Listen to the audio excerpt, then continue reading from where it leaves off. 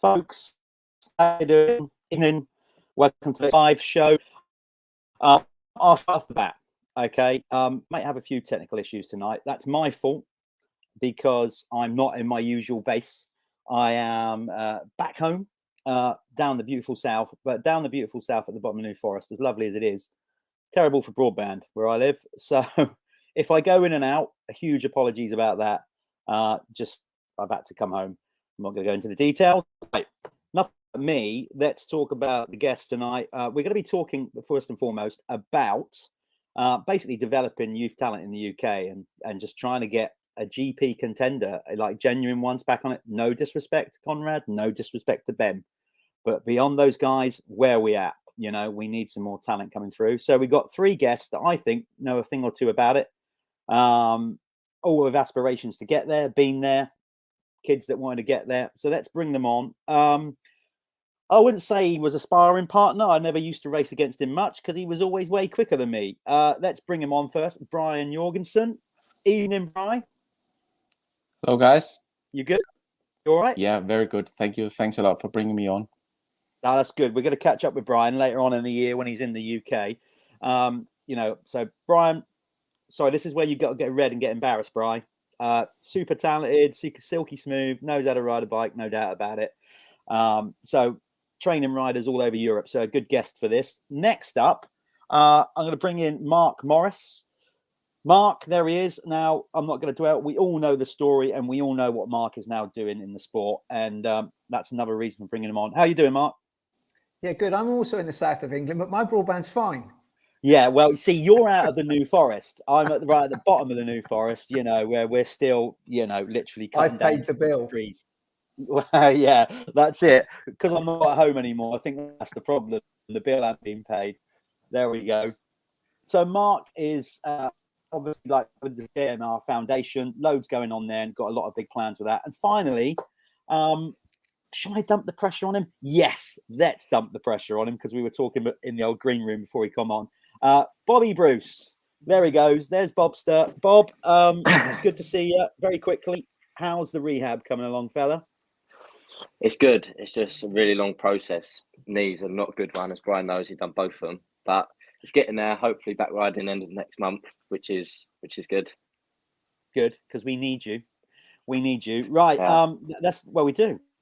This is what we're talking about. This is what we're doing. This is the show. There you go. That's who we've got on. So that's what we're going to be talking about. I'm going to kick it off first. But before I do that, massive shout out to everybody that makes this show happen. Notably Bell and the guys at RFX for sticking behind what we're trying to do here. Big up to them. And CrossBox as well, which I'm not sure if Brian uses or is aware of for training. Obviously, you know, the old thing that you put on top of your lid and it gives you all the data. So they're getting involved as well. So that's cool. Let's get some comments on early go. Bob seems popular already. There you go. Let's go, Bobby Bruce. Somebody else. Let's go, Bobby Bruce. There we go. And Brian, hold off and not having your phone on landscape. About that now. We're not going to change that now. Stick with it. Stick with it. Right. Let's get into it then. So, fellas, the question, and I'm going to start with you, Brian. You've traveled all around Europe and whatever, raced in the UK, won a British Championship.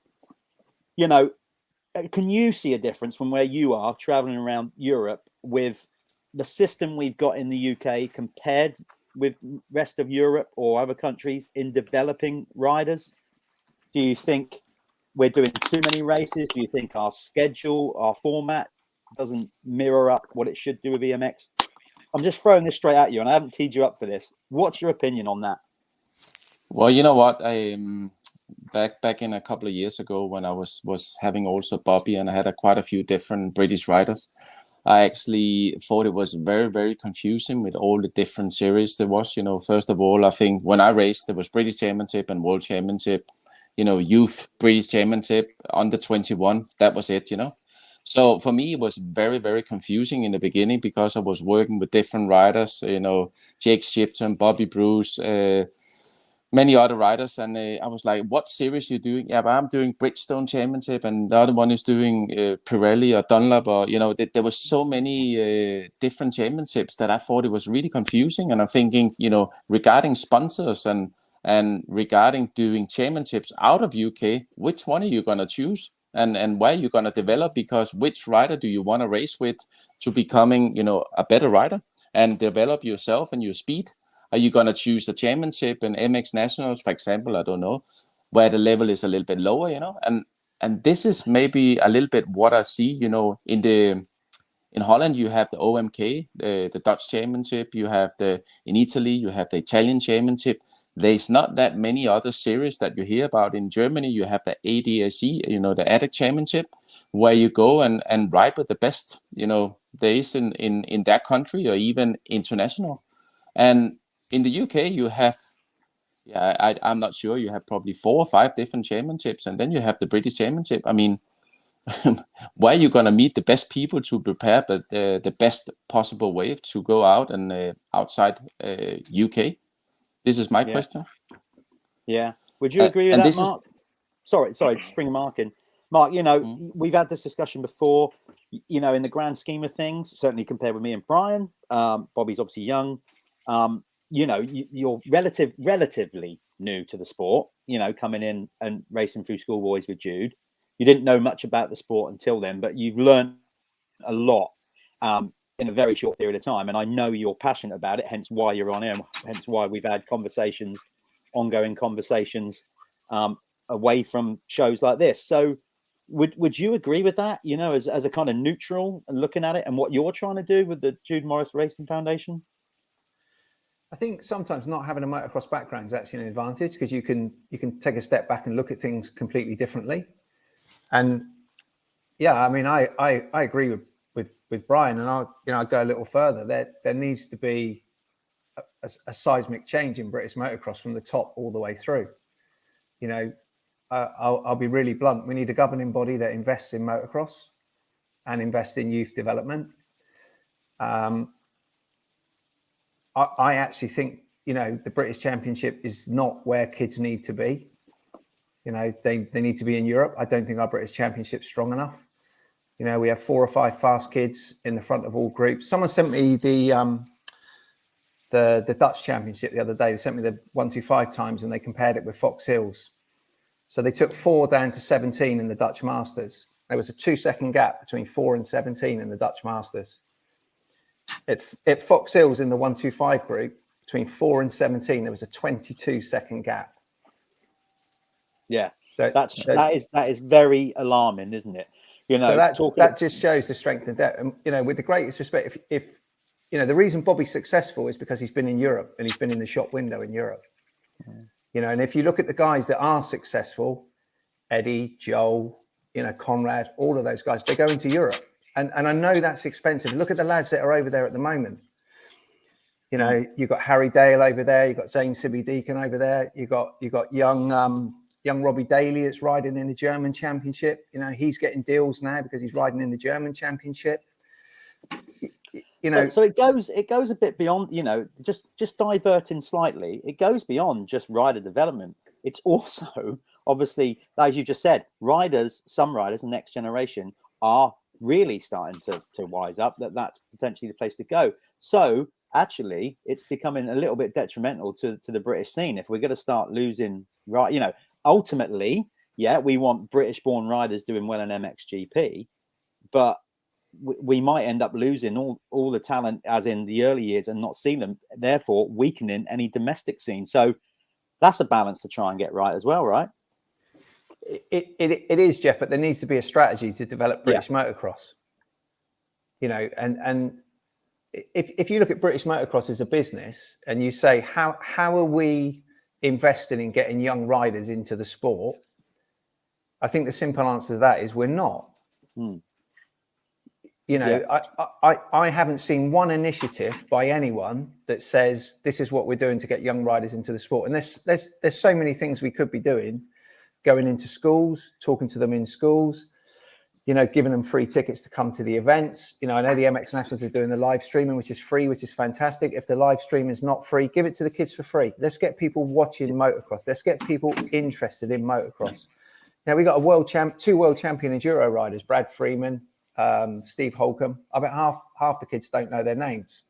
You know, so we've got talent here in the UK, but what we've got to do is really start looking at you know, getting more eyeballs looking at the sport. And there's clearly an appetite for it, because you can see the numbers of the MX National stream and what you guys did at Hawkstone. Yeah. So Bobby, but again, you know, sorry, just to bring Bob in, so because he's not there just checking out his hair, and he's actually involved with this conversation. Bob, you know, we worked together. You came on Team Green. You're a young rider. You obviously started looking, you know, in arena cross. I think it's fair to say, for me, is when I first probably noticed you with your skill set in arena cross, thinking, okay, that kid can ride.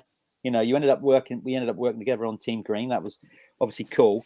But then even like our program in Team Green, you know, we haven't got the resources to go and race in Europe. So, you know, you started to go and race in Europe, and then did you find straight away that your level, first, there's two parts to this question. First of all, did you obviously find that your level started coming up straight away, regards of, you know, your bike skills, but also your desire to get there? And then the second part of that question is, when you came back to the UK, and maybe not, you know, you went into adults last year, before that, did that hinder you, because you were literally, you came back to the UK, and like Mark says, there wasn't maybe the competition, so it wasn't really doing you any favors tearing around at the front? It definitely helped going out to Europe. I think the main thing is the tracks. Like, British practice tracks over here are dreadful. Like, you go from here and then you go ride around Lommel on a Wednesday. It's like, what do I do? Like, how do I get around here? Yeah. So going out there and racing with them boys, and then latching onto the back of them, seeing how they ride them tracks, just gets you so much stronger, especially in your head as well. Like, you know, you can run with ease. So when you come back to England on the tracks that are nowhere near as steep, rough, like, it just seems easier. And like, I think the main thing is the tracks in England. Like, I absolutely hate riding over here. That's why we spent half of last year just traveling Europe with Brian, and it helps so much, like so much. The tracks out there is just night and day. But I mean, would you even say, you just mentioned practice tracks? I mean, would you even say, you know, national tracks are becoming, I mean, they're getting harder to find, so we're getting less and less national tracks. And on top of that, because there's so many we're riding all the same tracks all the time, and not, you know, not really riding enough variation maybe as well. The British Championship and MX Nationals pretty much run exactly the same tracks. Like, Desert Martin was good, and then that got closed down. Like, the tracks aren't hard enough over here, and that should bring the racing closer, but it's not even bringing that closer. So I think we need more tracks for sure. Yeah. Obviously, just reading some of the comments here. Got some comments coming in. You know, Mark Joslin, evening, Mark. There are too many governing bodies in the country. Yeah, I mean, listen, we have had this conversation so many times. I don't know. I really don't know the answer to that. I don't know how we get it back to one championship. I don't know how. Is it too far gone? You know, there's so many championships now, and I guess some people who haven't got aspirations to get better go and chase certain championships because they go, well, these guys are going to be at that one, so if I go there, I got more chance of winning. And it's just kind of diluted not only sponsors, like, to get, you know, support into the riders and each race, but obviously the talent.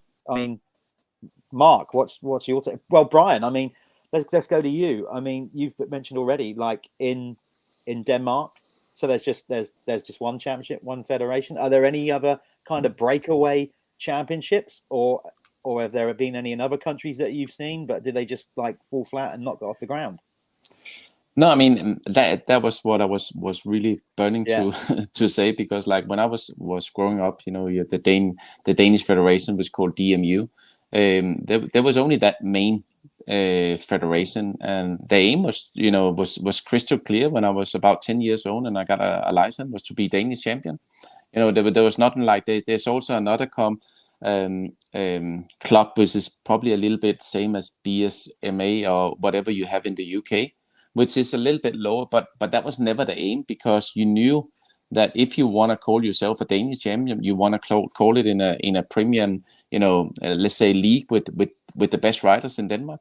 And that's the whole problem I think you have in the UK, is that so many people are doing a championship. And I'm not saying it's a bad championship, but I'm just saying too many people, because of you have so much population, of course, of 66 million people, and there's a lot of people that rides motocross in the UK and want to spend time and money on it. So all the organized think, I can start this Bridgestone Championship, or I can start this MX National, but it takes away the quality for the British Championship in my eyes, looking from the outside, because when you are a young talent and you had to found like the way that I founded my career, like everyone pretty much know now that, I lost my dad when I was 16 years old. I didn't have any money. I didn't have any backup for, my mom could barely just keep, paying the bill for the house. So we had a roof over our head. So I had to go out and say, I came out and, I want to be a Danish champion. And it's like, okay, this is the main championship. But if you come out to sponsors in the UK and say, I'm doing the MX National, and the sponsors and the people don't know enough about the sport. So they're thinking, so what is MX National? Is that worth to sponsor this talent? Yeah. But if you come out and said, this is the British championship, this is the main championship, and I want to be a British champion, people can relate to say, okay, this kid actually wants to be the best in the UK and hopefully, go on and be the best, because there's certain procedures. Yeah. I became Danish champion, and then I want to be European champion, and then I want to be world champion. And that was my the progression. Exactly that. Dick Law, who many of us know, Evening Dick, has come up with a valid point here. I think, Dick, good point. Going back to the championships, and why potentially there's so many of them. And he's highlighted something there that's saying racing over here has gone national because the centre clubs have disappeared through the lack of numbers down the years. That is actually potentially a pretty valid point. Yeah, at the same time, obviously they've had that option given to them by the championships. And that's what I'm sort of saying. I don't know now with all these established championships how, unless they all disappeared, and they're not going to do that in their own interest, because obviously they want to lay on good championships, get people riding. So I don't know the answer with that one, but it's a valid point what Dick's made there. I think. What's your opinion on that, Mark? Would you kind of agree with that? And like I said, you've already said, you've made no bones about it, that British riders, young British riders, that genuinely, with the infrastructure of parents and support and all that do want to be a GP rider. I'm in agreement with you at the minute. Right now, that's got to be your best shot, is to just get over it if you can. It breaks me to say that. I wish a real strong scene that they could do it here. When they jump in Europe, they're up to speed, but they're not. And that point you said about Foxhills, and compared with, again, no disrespect to the championship that Gareth and his team and the ACU are putting on, but the depth is just not there, is it? No, and I saw one of the questions mentioned about young Cole McCulloch. He's 13. He's gone 125. He was in the Dutch, and you're right. It's not a case of knocking the British Championship or saying that we don't have good riders. We do have good riders. We have very good riders, and there's lots of people sat there. Yeah, absolutely. There's lots of very, very passionate people in motocross. The problem you have, I think, in motocross as well, there's lots of passionate people all doing their own little things, and it needs people bringing it all together. But this goes back to the governing body, and I don't want to turn this into an anti-ACU thing, but until you have the governing body that brings everyone together, if you take coaching, for example, okay, and you look at elite sport, you can't coach in the Premier League or rugby unless you've got a coaching badge. Yeah. So in the UK, anyone can be a coach. And there's some great coaches in the UK, by the way. I'm not knocking coaching, but in my mind, if you look at elite sport, we've got Dave Thorpe, Dobby, we've got Paul Malin, we've got all of these, current riders, Conrad, Ben. Why can we not bring all those guys together and have an accredited system that coaches have to pass? Now, Brian will coach slightly different than Ash, and Ash will coach slightly different. That's fine. That comes down to individual things. But there's got to be a basic where, they're first aid trained, they're insured. They know the basics around coaching, because there's no good just screaming at kids, do this 60-foot tabletop when they're on a 65. That's not going to get you nowhere. Why can't we use the resources that we've got to bring some and have an accredited coaching system? Coaches have to follow, and they have to get a badge, like in football and rugby. Yeah. I'm gonna swing to Bobby now. Bobby, you know, obviously you've jumped in, you do stuff with Brian. You've got a good team of people around you, and I know that. You know, obviously, you know, we've worked together, and I know you've got good people in your corner, which has made a difference. So you're kind of, you know, you're kind of one step there. But with that support you got there, do you as a youngster, and I do call you young because you are, would you see a benefit, or would it have made it a little bit easier to make a decision, if, and your parents as well, if there was such a thing when you were coming through an academy? I know it's been tried before, but a really good one. You know what I mean by a really good one? You look at the Italian Federation, you know, still rocking up the EMXs with all, you know, they're Spanish doing it down the French. You see what French Federation has done. You know, you don't win across a nation back if they didn't invest in that program like 10 years ago. So is that something that you know, you think would have been really beneficial to you? Yeah, I think so. Like when I was with you on 85s, we was already looking at doing the Europeans. It's just money, and it wasn't there, so we couldn't. And it wasn't until we got with Lee and stuff, which has helped out a lot, that we was able to do Europeans, and that's what's boosted everything up so much. And training with Brian and stuff. And if you look at all the top riders I was against last year, they was walking around with like big teams and like all these federations, like the Italian with Latta, he was walking around with his federation and stuff, and it was just me and Brian pretty much. So it's like definitely in the UK, I don't know how to put it.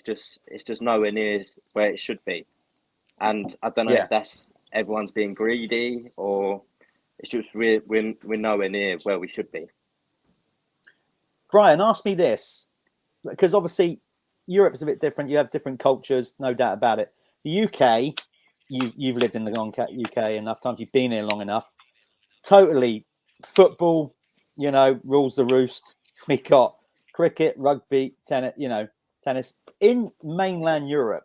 Does motocross get more recognition than it does in the UK? Is that a factor of why we struggle to get funding, do you think? No, I mean, the recognition, I mean, like I said, I came from a country where there was absolutely no recognition. When I won my first Grand Prix and, you know, wrote a history in the Danish books, you know, I got 30 seconds on national TV, you know, for something I worked for all my life. So no, there's no recognition. I think it's actually a little bit the opposite, you know, if that, this is my point of view, and people can think about that, what they want. But I actually think the young riders, you know, when they're kind of making it to somewhere, they get so much support, they get everything handed to them in the first place. And that means that when you have like a factory bike or a supporter, and you either get money when you're like really young.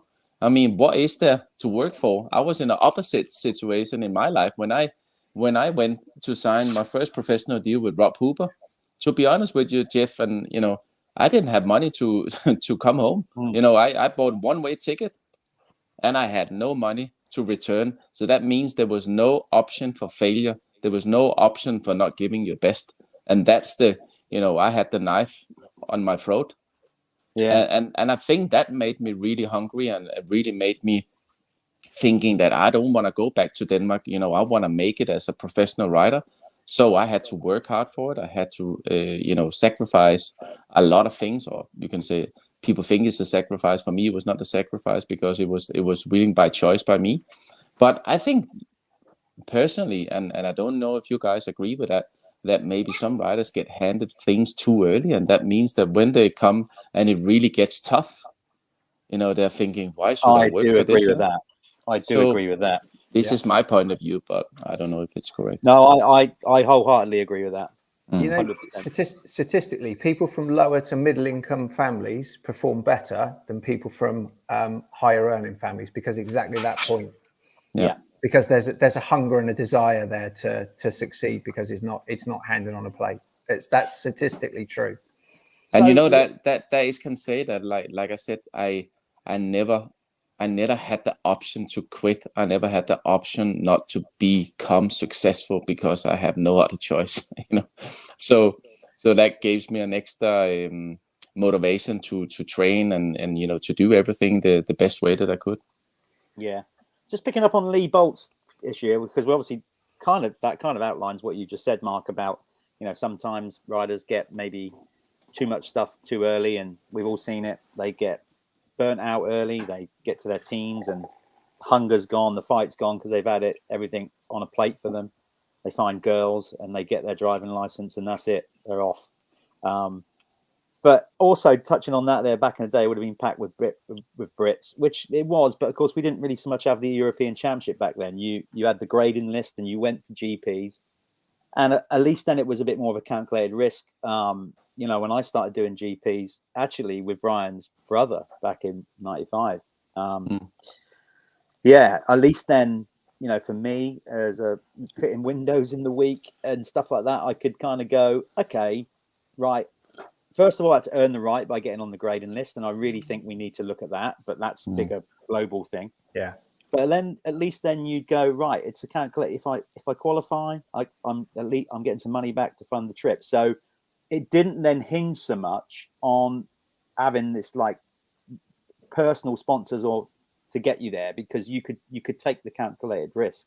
I guess that's harder now with no money coming back from the actual event. You don't earn money at the event. You've got to earn it or get it from sponsorship. So, and also, Bobby, you touched on it. Like with Team Green, for example. We all normally score. Team Green's budget is to race in the UK. There's not enough to go and race in European Championship. So and then you were coming off an 85. There was no 125 to put you on. That's obviously, from my point, would have been great to keep you, but absolutely the right decision for you to get going and get out there. Because if you hadn't done that, you would have probably, but you'd have probably missed where you are now. I don't. If you'd have stayed, I don't think you'd have been in the position you are now. So what age was that? Remind you, you were about 30. When did you come off Team Green with us? About 14? 12, 13. 13, 12, 13, yeah. Because I went 125 at 13. Yeah, and absolutely the right decision. That proves that now. For you to crack on in the European 125 Championship and do as obviously the injury and whatever, but you were running it close there to you're a contender. Let's put it that way, a very good one. So I totally agree with that you've got to just sometimes it's not all about the money, is it? It's having a structure, Mark, isn't it? And that's where riders that maybe don't have the backing or can't get the sponsors again. The trouble with doing these shows all the time, I think some people, particularly from the ACU, might watch them and think, God, you're on us again. We're not. We're just looking around the rest of Europe and just like, we've got to find a way to match what other federations are doing. And I know there's no quick answer, but at least we're trying to, say there's a problem. You can't just keep saying there's not, because there is. No, that's the thing. If we all bury our head in the sand, nothing will change. I'm a great one for saying, if you do the same thing over and over again, you get the same results. That's it. I know Brian's big on routine and doing everything, meticulously. But if you do the same thing over and over again, you'll get the same results. So we have to do something different. Yeah. Brian, question for you.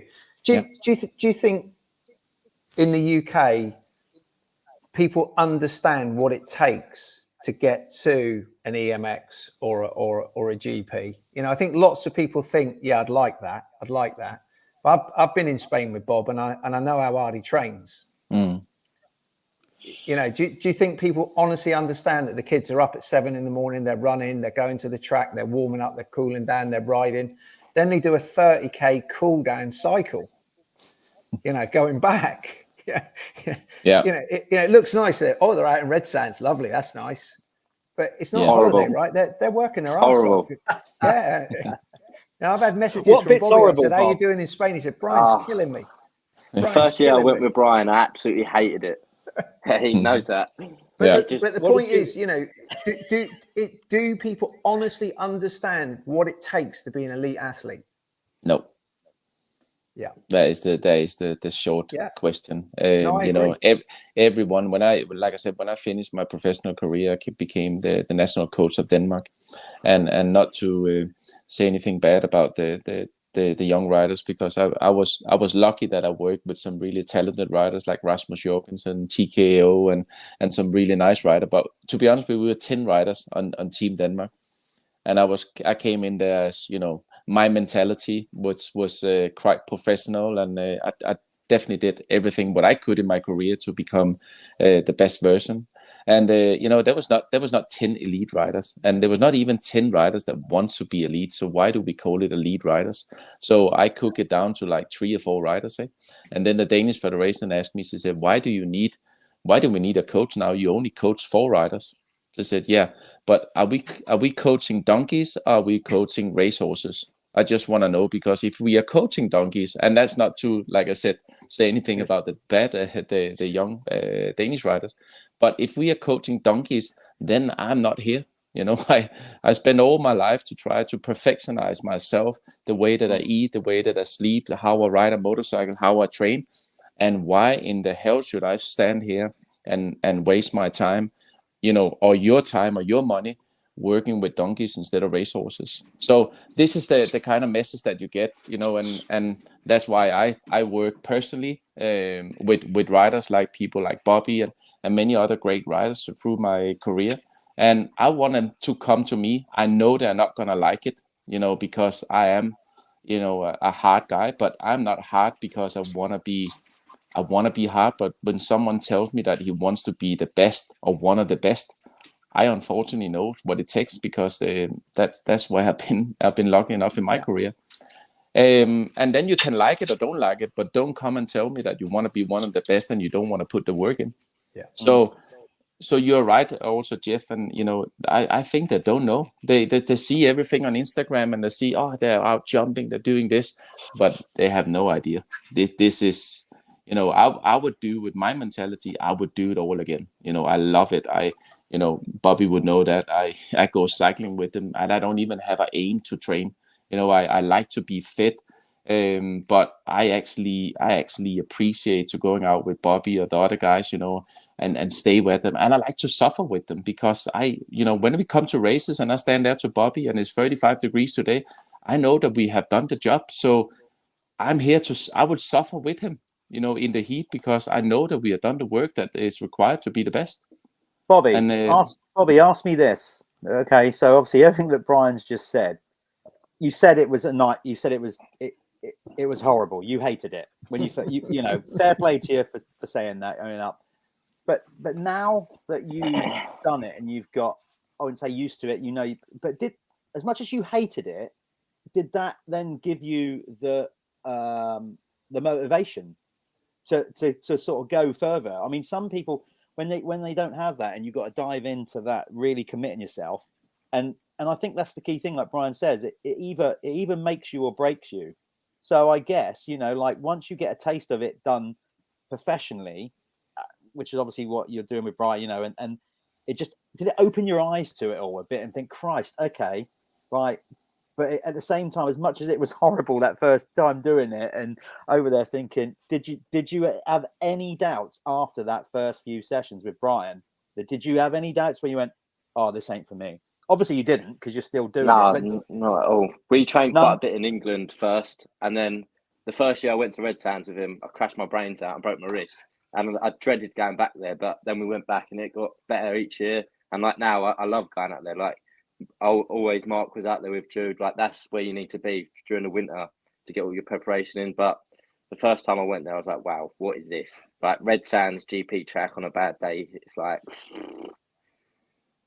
it's such night and day difference from going to England. Like I was not prepared at all. And then you had to be up at 6 o'clock in the morning running and do it every day consistently. And if you weren't, then you weren't no good. It's pointless being out there.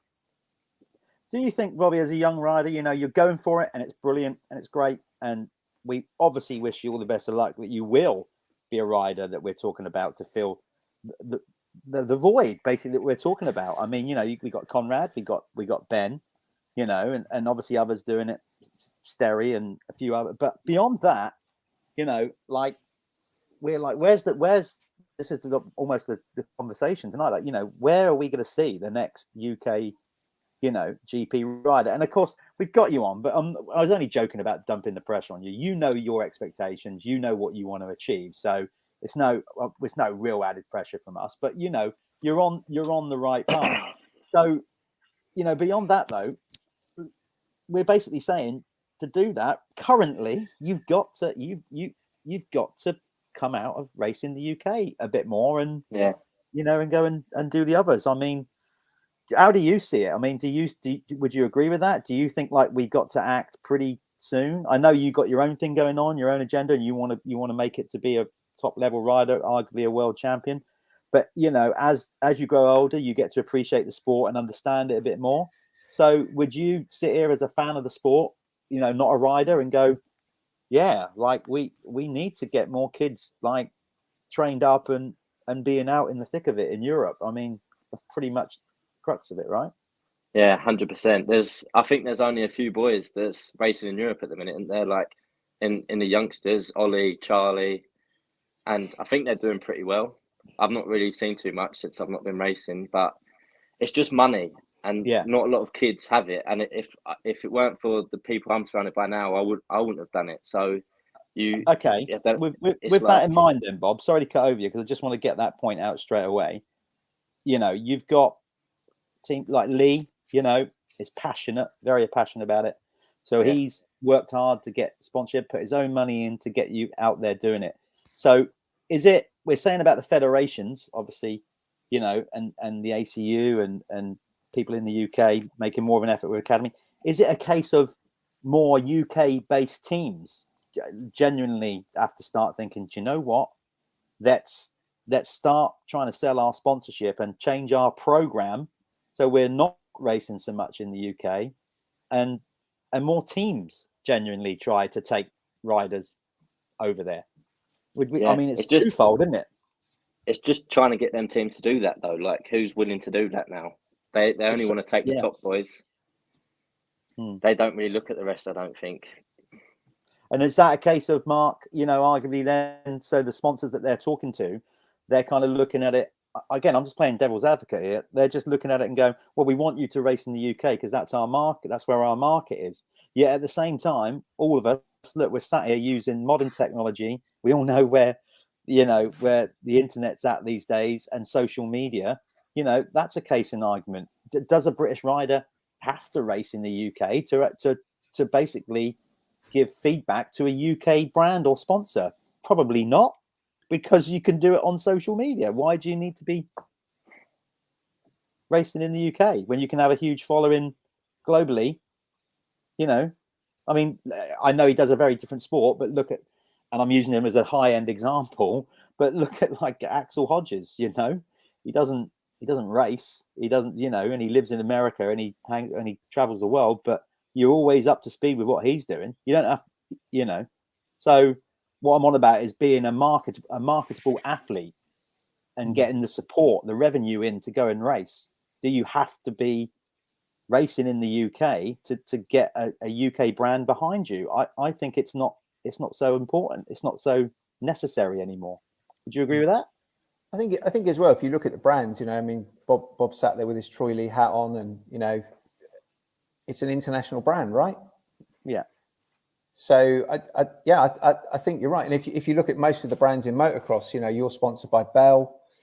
This is brought to you by Bell. They're all international brands. They've probably got different pots of money. So Bell UK, there'll be Bell UK, and there'll be Bell France, and so on and so forth. So it may come out of different pots. But I think that live streaming is absolutely the way forward. I look at all these posts on Facebook, and they do these things of like a picture of 1980s, and then they post one of today, and you go, yeah, but there wasn't the internet then. So it's like, of course there was more crowds in 1980 because, I watched every EMX on MXGP. I didn't go to Italy. I watched it on MXGP. So the internet live streaming is 100% the way forward. Yeah. We aren't going to get the crowds through the gates like we did, unless I said like earlier, unless we start going into schools and get the kids involved and get them coming in. Then it's got to be live streaming. But just to go back to Bob's point, and I spoke to you about this, Jeff. One of the things we really want to try and do with the foundation is is try and create a group of kids and get them into Europe. And, you know, we reckon we can raise between about 50 and 70 grand this year through the foundation, just through, you know, sponsorship, selling these hats, so on and so forth. And that will give us probably about 60, 70K shortfall. We reckon we need about 30 grand a rider. And that's going to be tough, really tough to do it like that. But, you know, there's some really good people. Amazing, though. You know, amazing that you're doing that. And I'll tell you what, here we go. You know, again, Dick's been around the block, been involved with the sport a long time. Now, this is something we've already highlighted earlier on, but, you know, he's saying again, it costs money. But so, which you've just said, but this is what we're saying. Like, I don't think of course it costs money, but it's making the effort to try and raise funds. I think that's frustrated us all, you know, regards of actually some kind of, and I know that some people come straight back to us going, oh, come on, you know, we tried really hard, you know, we and I know they do, don't get me wrong. I know that, you know, we've had conversations, Mark, where we know that they've approached, you know, for government support and all that kind of stuff, which is never easy, lottery grants and all that kind of stuff. But, you know, if like you're trying to do, you know, basically it's got to be feasible. I know they get support from governments and stuff abroad, like the French Federation and the Spanish and all that kind of stuff. But if you look at what they do, Brian, you'd have seen this, Bobby, you'd have seen it, you know, a truck comes along, it's got French Federation logo on it or whatever, but it's not just the French Federation that get behind it. The country, the industry in that country also all pitch in. They all chip in to get them there, don't they? It's not just the federation. No. And I think is that right, Brian? I mean, you'll know this more than me. You know, I mean, I was speaking with a guy, we used to race in Bulgaria as well, you know, and Petrov, which is from Bulgaria. And the Bulgarian Federation used to raise about 150,000 euros to 200,000 euros to buy him to teams. I mean, come on, UK is a lot bigger, but I think again, you know, there's a lot of things that could be changed. You know, I think again that the British Champions should be the elite series. You know, even when I look at Tommy Searle, I'm like, he's doing MX Nationals and this, and he's been one of the best riders, and I remember him especially for MX2, and you know, he rides MX Nationals and you know, whatever he rides, and then he do the British Championship. Why is there not a more like a stepping stones that, you know, when you're a young rider, we know everything starts when a young rider starts with their dreams, and then you need to set small goals to actually go up there. Like I said, like I did with the Danish Championship and then European champion, and then, you know, I went to the world, and then the challenge became, you know, really big. But why is there not a more like a structure that the British Championship is where you should go up, where you see Tommy Searle, where you see Sean Simpson or whatever there is of the good riders, you get inspired to come up in the British Championship, and also you have a system where, you know, when we used to race like 9 British Championship or 10 doing the World Championship, we used to earn pretty good money, you know, with the prize money and so on. So it was really worth for the big teams to come to the British Championship, and we didn't race any nationals, you know, Bridgestone Nationals or whatever. There was only the World Championship and British Championship, and there you had at the British Championship, you had a World Championship at the British Championship. So the public came because they want to see Mike Brown, because the teams was founded because of the manufacturer, because that was the main championship. And then you had Dobby that was, of course, became a world champion, and, you know, it was like that. And then there was all the other good British riders like yourself and, you know, Stephen Swart and all those other riders that they also made it good in the world, you know. But British Championship should be the main focus. And then you have other championships where people say, I want to go up and do British Championship in the future. I want to go there live. And, you know, why does an 8 years old Henry Dale go to live in Holland or Belgium? He's 8 years old. Why is he not inspired to be, you know, British champion or, you know? Exactly. And you know, when we talk about future talent, I mean, I was in Lommel to look at this little kid that I don't even understand, being that small, how you can ride in bumps and ruts.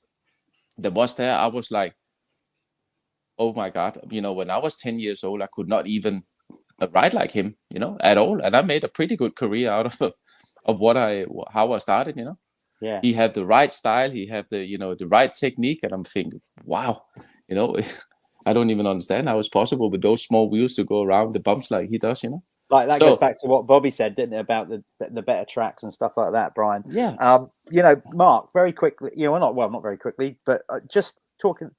So we've got, I wouldn't say like the expectation, but do you think right now are we on about like putting a program together, and you've just kind of touched around the edges. You almost sort of officially announced that you're working on a project to try and make it happen, and that's great. So people, please buy the Jude Morris Racing Foundation hats, because it's not just going to hopefully get riders racing GPs. It's gonna go to the air ambulance. It's gonna bring riders on at home. Just everything you're doing is absolutely brilliant in Jude's name, and awesome. Fair play to you.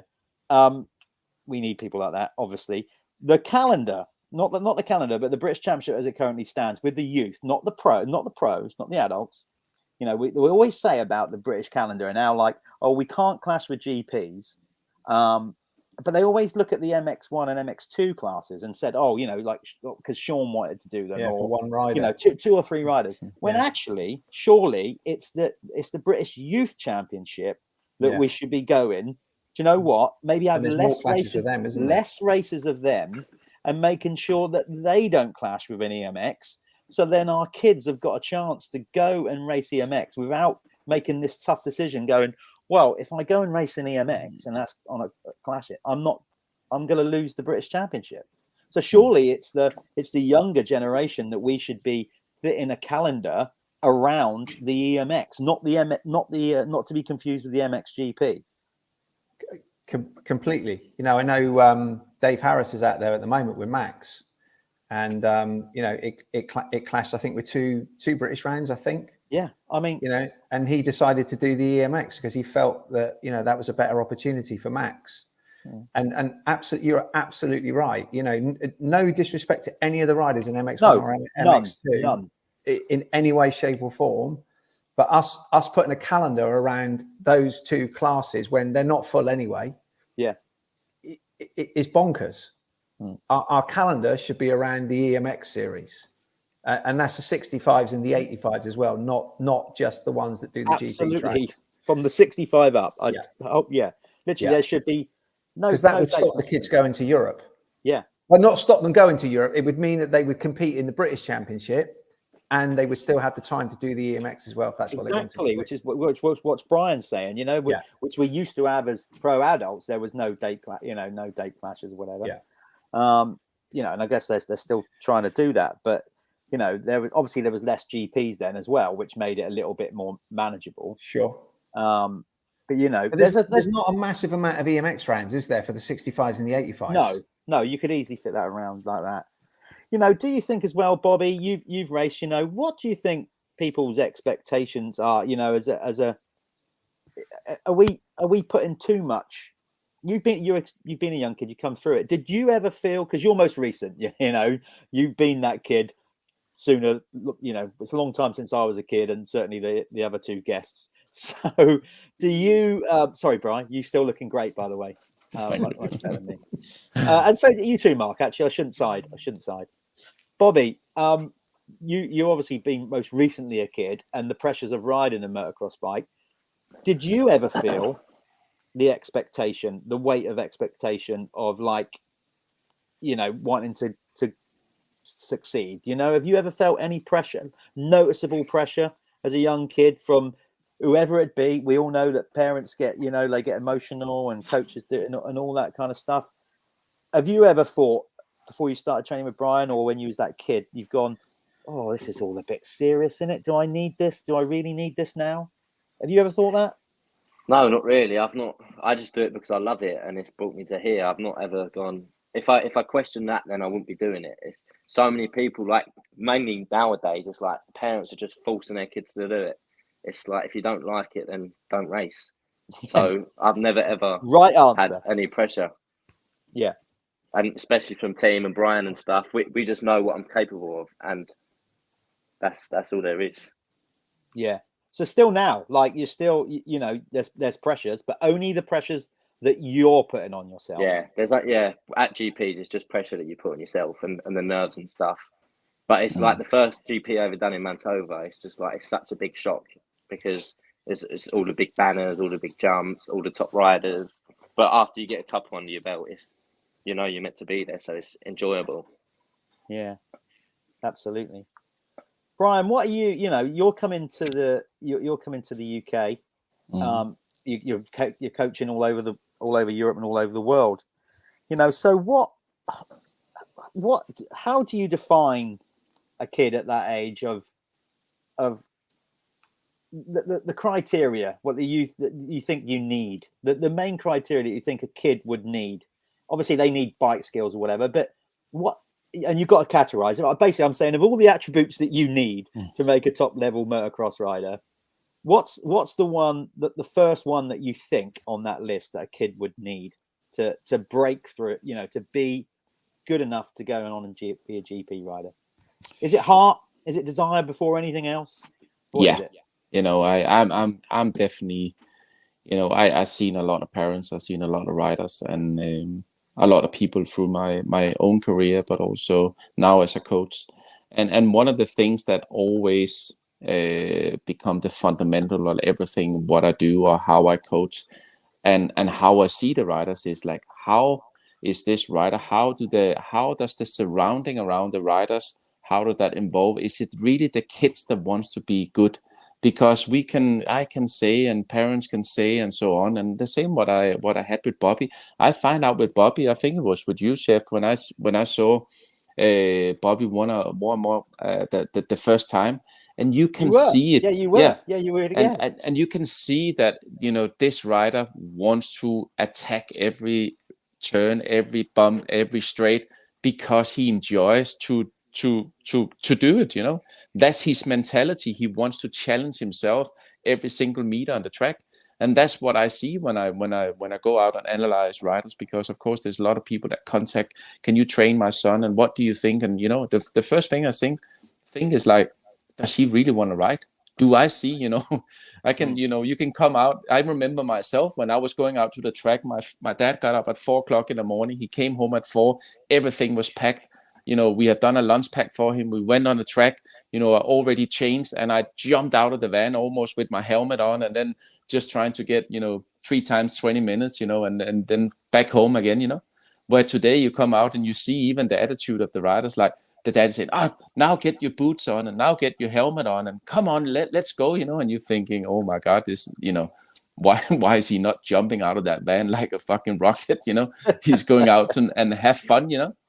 So it's all about, you know, I believe it's all about, you know, desire, and you know, the goals have to be set from the rider and not from the parents. And this is what I really is amazing about my, you know, my family. And now I don't have anyone left, unfortunately, but what I remember, and I really appreciate that, you know, with my dad and my mom, they never put pressure. They just want me to have fun. And that's why I do today, Jeff. You know, I love to train other people, and you know, that's why I think we're all sat here, Brian. You know, here we are. You know, I'm still doing the media, doing these shows because, quite frankly, I give a shit. You know, that's the bottom line. You know, and that's the thing. You know, working. I've lived it like you have, and the idea of seeing a next generation to live those experiences and step out of it when your body tells you it's time to step out of it, and think, you know what, I did that, I achieved that, and that's what frustrates me with this. Is I know, like Mark said, we've got a lot of good talent that are not necessarily gonna have that opportunity, you know, and we've got to find a way of giving them it. You know, listen, I know there's kids in the world, you know, everything that's going on in the world with the war and everything like that, you know, so we're not going to go too deep in the politics of what a kid growing up should have and shouldn't have. But, you know, we're talking about motocross here, and we're talking about trying to develop talent, British talent, and that's the bit that frustrates me a lot. I mean, Darren Piddock's come on it, evening Darren. When I said about what's the top tier, the thing that a rider needs to get to the top, I don't know if this was coincidence, but Darren's comment comes straight up. So I'm guessing Darren thinks that to get a rider to the top, it's funding. But here's my point on that, Darren.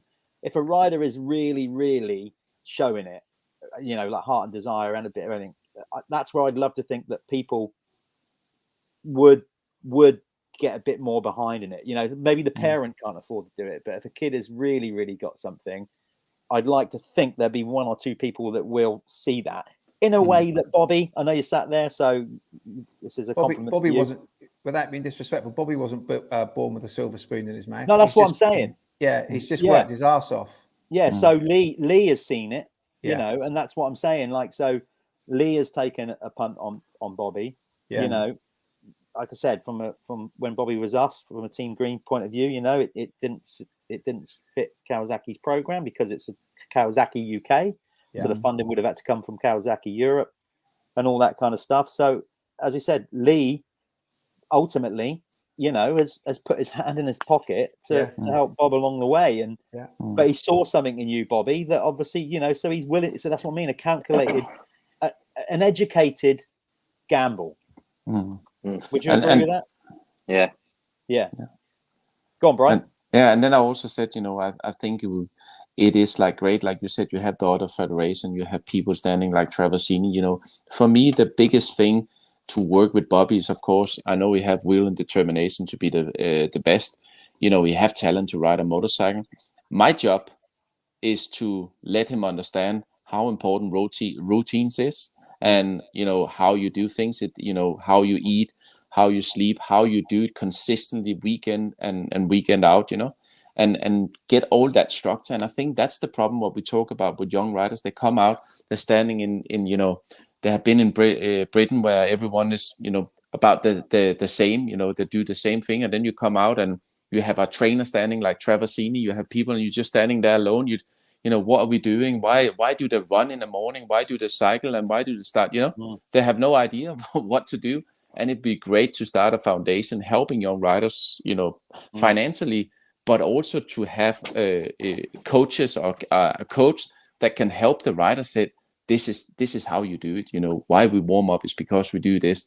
And we have a structure of what we're doing. And that's what I see when I go out with young riders. It's like they don't have a, you know, when you ask them, do you run in the morning to warm up? Yes, sometimes. What do you eat in the morning? Yeah, sometimes I eat cornflakes and sometimes I eat porridge. So I said, can you imagine that what you're saying to me is that the inconsistency of what you do brings the inconsistency of the results? You know, if you want to be a world champion, you can ask Jeffrey Hurlings, you can ask, you know, like Caroli. It's about consistency of what you do. You know, the results are not going to come tomorrow.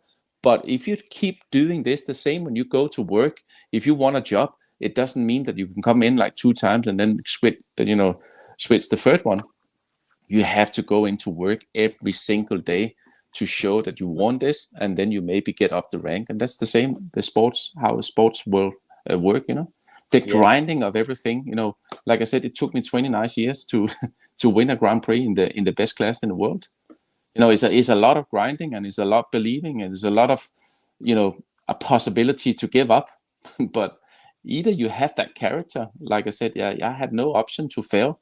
I wanted to this receive. Is it, though, Brian. I don't know if you saw this, Brian. Look, but Ben Piggin put this comment up when we was talking about, you know, and that's a great point, Ben, as far as I'm concerned. You know, I remember meeting Tommy for the first time down at Matchams. He'd just got on the Team Green program. You know, he was very rough around the edges. Some would argue he still is now. But it was clear, you know, he just was there and he was young and he was rough, but he was just absolutely pounding out the motos and was like, and just working so hard. You know, I'm not taking, I didn't look at him that first time and think he's going to be a world champion at all. But I remember being impressed by his work ethic for a kid his age, and he was there and he was focused and he wasn't getting distracted like a lot of other kids would be. You know, there was several other pro riders there that day, and being in awe of them and going up there and trying to chat to them and doing it. He was just there, parked in the corner. I can't remember who he was with. Might have been his dad. You know, and just there to do his motos, get the job done, focus on that, and go home. So. Yeah, there's so many. I mean, we're getting a lot of comments coming in with it all. So, Mark, you know, Bobby, you're on your way. We'd like to think you are. You know, yes, you've had a setback, but ultimately, you've had a good year or two taste of it. So you really do. There's still lots to learn, but you've got a good guide, you know, obviously around you and with Brian as well. but you've had a taste enough of it now to know what to expect and what you need to do to get there, which is, but you would not have had that experience maybe, you know, if Lee and people around you haven't taken that educated punt on you. So that's what we're saying. So we need more people to do that. So Mark, you know, we've been talking a bit, and not just you and me, obviously other people as well that you've been talking to and getting opinions and advice on. So, you know, you've already kind of announced it earlier on. So you're going for it, really. We basically, you're trying to put something together through the foundation to basically put an academy. What would it be called? Like an academy? What would it be called? I haven't got that far yet. But basically, to get enough money or resources up together to get behind a handful of UK riders to take them to EMX racing. That's basically what you're saying. That's what I'd like to do, but I want to point out I'm one person, and I'm not necessarily the person to run this, but I think the foundation can be the vehicle to raise the money. Yeah, you know, but what I need is support. You know, we need. I'm just one person, but with the greatest respect, I read Facebook every day, and there's so many keyboard warriors moaning about the state of British motocross. You know, I've put 20 grand of my own money into this that came from everything I sold after Jude's accident, sadly. Yeah. So I've put my money where my mouth is. I'm going to try and do something. I'm just a normal, regular guy. I had a great time in motocross. There's people like Bobby that work their ass off and deserve everything they've got, you know, but there's lots of Bobbies out there. If we can find a structure and the money, you know, there's no reason we can't create more Bobby Bruces, but it's going to need lots of people coming together, Jeff. Yeah, 100%. Lots of people coming together. And you know, let's stop all the keyboard warriors and let's all come together and say, this is how we can make it work. You know, if we have a budget for 3 kids, 4 kids, whatever, let's throw the kitchen sink at it, structured properly. But let's see if we can get them to the EMX, and let's see if we can get them all the way through to the 125 EMX. Yeah. You know, and like Brian says, have a structure, make sure that, you know, people talk about academy systems. They can be online. You can do online social training. You can do, you can do gym routines online. You can do so many things online. They don't have to be multi-million-pound buildings that people have to go to. You know, the internet means, you know, we can come together like this, right? Yeah, right. Yes. So there's lots of things that we can potentially do, but I need, you know, I talk to Paul Irwin a lot, and he's fantastic. He's incredibly supportive. I need more Paul Irwins. You know, I need more people like you with vision that says, I can do this, I can do this. And we get enough people to come together. You know, the funding bit's the relatively easy bit, probably. It's having key people in, you know, how are we going to get the kids there? Who's going to coach them? You know, we've got a nutritionist. We got an off-bike trainer. We've got a sports psychologist that we're working with, which, you know, I think is paramount to the modern day rider. You know, I don't get chat. You know, we've got this. The only thing I could offer up there is driving the truck. You're in. All those other things are way beyond me. Have you still got that big green green Winnebago thing? I have. I'm planning to sell that. Maybe I shouldn't. Maybe that should be the team vehicle. Maybe that should be the team vehicle for the lads. And I'm certainly no nutritionist. I'll tell you that. But yeah, I'm totally. You know, listen. Regards of, you know this, and I hope I'm speaking for quite a few people that are watching this. You definitely have my support on it. Anything we can do, because, you know, I just. It's better to try and fail, Jeff, than not try at all. If you really give, this is the thing with keyboard warriors and other things like that. And it goes through life in general, actually. I think, you know, if you really give a shit, what you actually do is pretty much keep your mouth shut. Not shut, but you don't need to talk about. And it's the actions. And that's what it is. I mean, I don't want to do the whole, like it's not like we're in the 1970s, let's start a revolution and all that kind of stuff. But it, you know, like we are falling behind, as in UK, in developing world-class talent. It's not popping at anyone. It's not. It's there in front of us. And if you can't see it, then I really do think you've blinkered, because it's true. Until we all admit, you know, there is a challenge in British motocross, we won't move forward. Yeah. Yeah. So totally just for me to sum it up here for everything what we have talked about, and not saying that we are finished yet, but So it'd be, yeah. I told you we'd go past an hour, fellas. I knew that would happen. So what we need first is we need a coaching academy, because like I agree with Mark that there's a lot of coaches and there's a lot of great coaches, but there's also, it's too easy to call yourself a coach. You know, you've been out on a motorcycle, you've done a couple of laps, and then I'm certainly a coach. What is important is that you coach the right things. You know, you cannot just coach, just go wide open and let's do that 20 foot, and the dad is standing there. He wouldn't have done that unless you have threatened his life to do it, you know? But that's not how it works, you know, because like I said, I never coach in jumps. I coach in corners and straights, and because I want the people to be in the right position. And when you have the skills or the mindset to jump a jump, you would do it on your own without me standing there screaming. So we need coaches that have an academy with a badge saying, I'm a coach, I'm actually qualified, so I'm here to help you as a coach. Second of all, we need to find more backing of a championship that is the main championship, so the riders can go out, the good riders, or even foundations or whatever, can go out and actually, I'm going to do that championship and I want to win that championship, and that this is the main championship.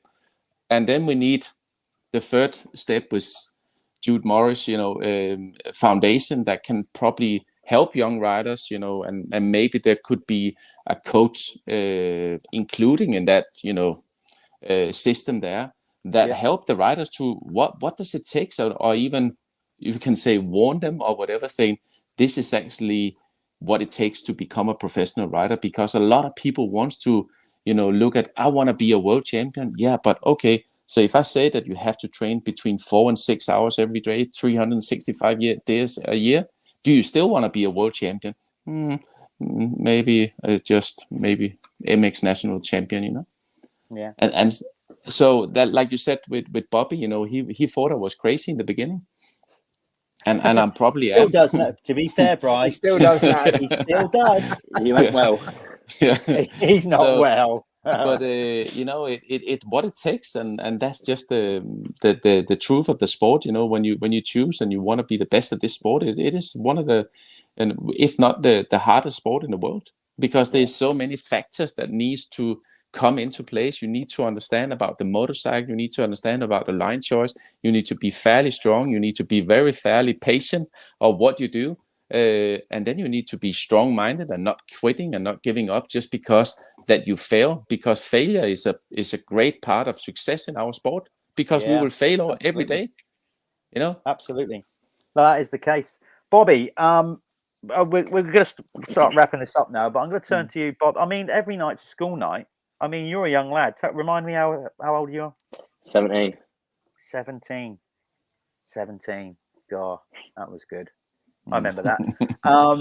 It's been a school night for you, isn't it? I mean, okay, look, you're being coached by Brian, whatever, but you've sat there patiently, and it's great to have you on. I mean, we haven't obviously spoke to you loads.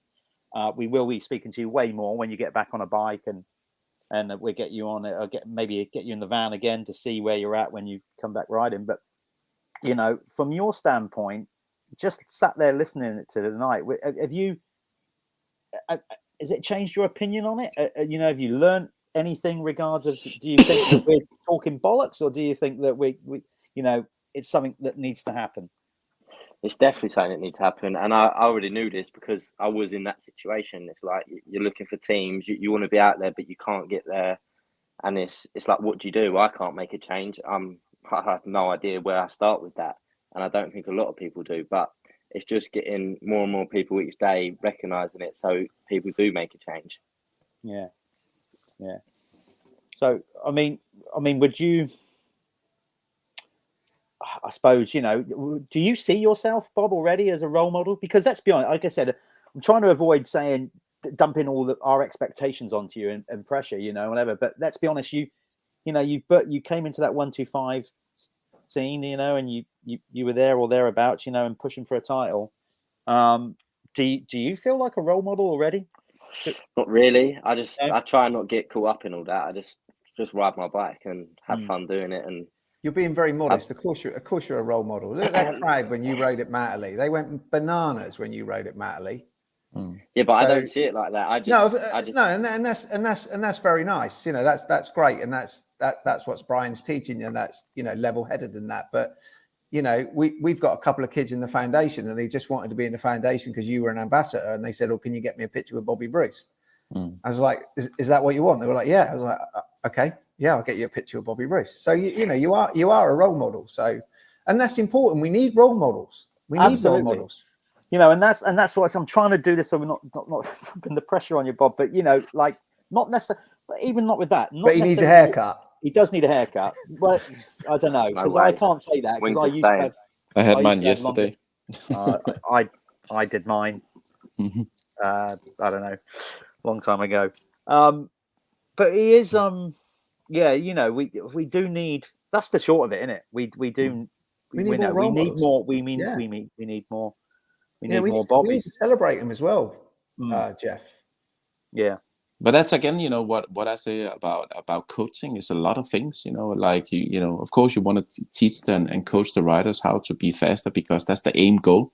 But there's a lot of steps towards that. First of all, keeping your feet on the ground, being a pleasant guy. In that way, you become a good role model, you know, for the young riders, because they want to be like Bobby, because he's polite, he's good to other people, he will take his time, and he have a good style, and he can ride a motorcycle.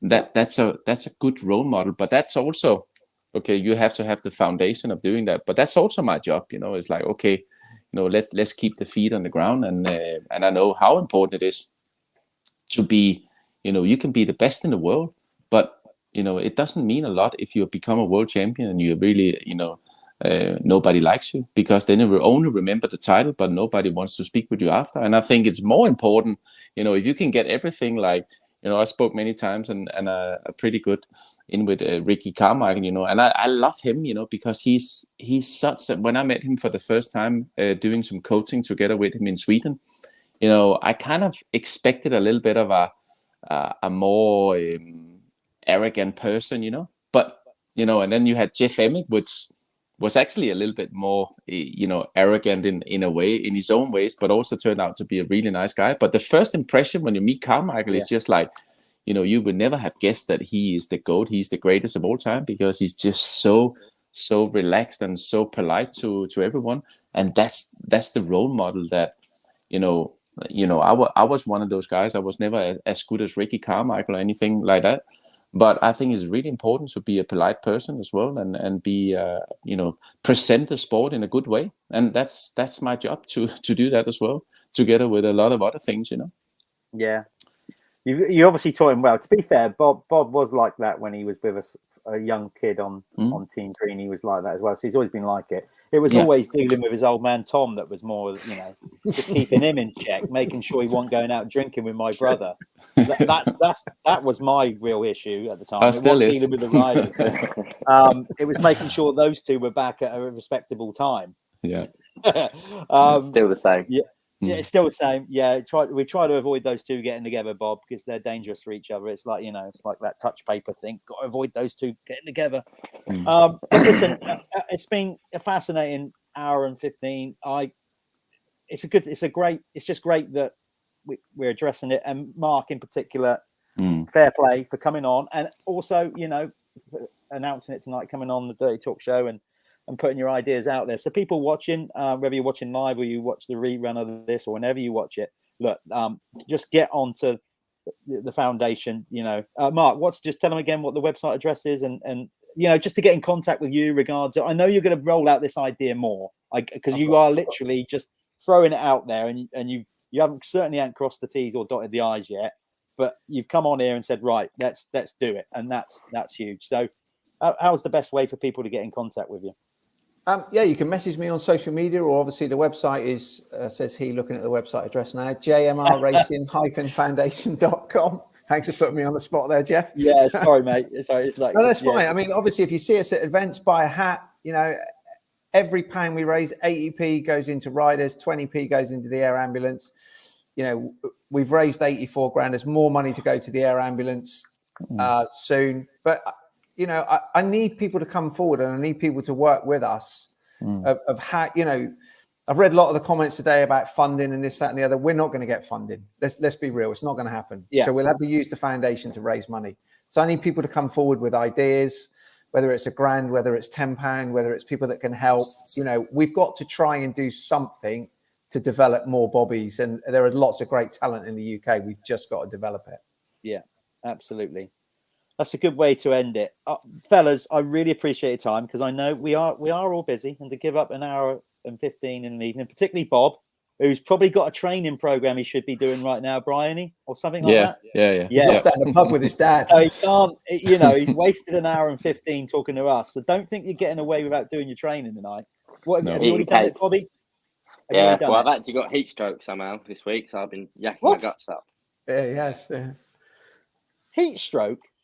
Yeah. In the UK. It can't be from the heating in your house, because the old man would have definitely had that. No, it is hot in here. With the old heating bills going up. Well, we'll see in a couple of weeks in Spain when you come down to me if you get another heat stroke. Yeah, I'll be fucked. I'll be back on Monday, start training again till Bobby comes in 1.5 weeks. So I know you two, Bobby and Brian, I know you don't necessarily want to put an exact date on it, but a rough timeline, you know, as in the nearest month. When are we looking? End of next month, I think. We're going to see you this year then, riding, basically. Yeah. You will be. Okay, good. Yeah. Looking forward to that. Just keep it going, Bob. You know, as Brian said, negatives always turn into a positive, and you need setbacks in this sport to get anything in life, to get where you need to get. That's an old sage talking here. That is it's true though, Brian. It's true. You know, you all need failure to get where you need to get. You do. If you don't fail, you do not appreciate to succeed. Yeah, it's just a fact. Absolutely. Brian, I'm going to catch up with you. We're going to do a man in the van with Brian when he's over, because he is coming to the UK sometime soon. I don't know when that'll be. So look out for that.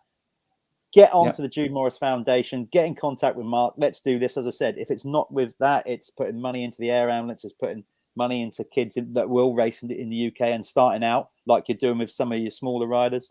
Yeah. Bobby, just without getting all too sentimental, very proud of you, what you're doing. It was great to have you on Team Green, and I really, even if we played a small part there, now you're in the good hands of the man in the corner there. Crack on, get it done. It'll be Thank you very much. Fellas, great to chat. We'll catch up soon. I'm going to sign off there. Thanks everybody for watching, and thanks to all my guests. And as I said, get on the Jude Morris Foundation page. Hit up Bri for any coaching when he's over here. Bri, let me know when you're coming over and doing any schools, and of course we'll get it on Dirt Hub. That'd be cool. I will. Yeah. All thanks right, a lot. Thanks a lot, guys. Bobby, go. Jeff, just say get well soon to Leon Ongley, who smashed his leg up big time yesterday. Get well soon, Leon. Bobby, you're smirking. Bobby, why are you smirking? He's a donut. Fair dues. You need a coaching a thing or two then, does it, dear? Just run it by. What do you do? I bet you commented on that. He cased a big double. Yeah. Stupid and crash. He didn't even crash it, I think. Oh. Still. Yeah. Well, look, go and get a flannel. Get well soon, Leon. Yeah, absolutely. Yeah. Go and put a cold flannel on your head then, Bob. Get rid of that heat stroke. Right, guys, I'm out of here. We're going to start. I'm going to sign you off. I'm going to take you off screen one by one. First and foremost, Mark Morris, thanks so much, guys. For coming on. Thank you. Cheers, Brian. Cheers, Bob. Thanks a lot. Thanks a lot, guys. Thank you. Bobby, looking good. Keep growing the hair. Chicks love it. Thanks, Jeffro. What about this bit though? Are you 17? Are you starting to get any growth? I saved that earlier. Yeah, that's gone. No, you did not get any hair. What? Seriously? Yeah, of course. Have you seen this barnet? Grows right. Yeah, okay. Well, he's turning into a man, Brian. Okay, well, work on the beard then, fella. You'll be, you know. Mine will be white soon. I would be like Santa Claus. Mine's already going. Bob, really appreciate your time, mate. I'll see you soon. Good luck with the rehab. Thanks, and good luck with the return, mate. I'll catch up with you soon. Yeah. There goes Bobby. He's out of there. And finally, Brian, thanks so much for joining us from Denmark on your phone.